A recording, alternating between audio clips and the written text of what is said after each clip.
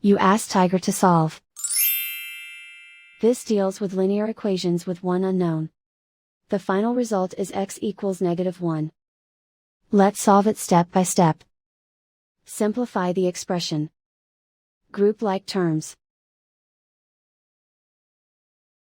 Simplify the arithmetic.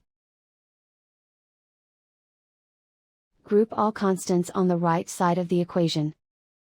Subtract 6 from both sides. Simplify the arithmetic.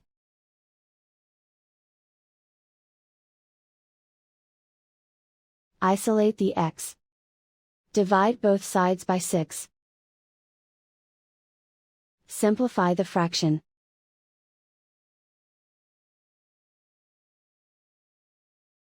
And so the final result is x equals -1.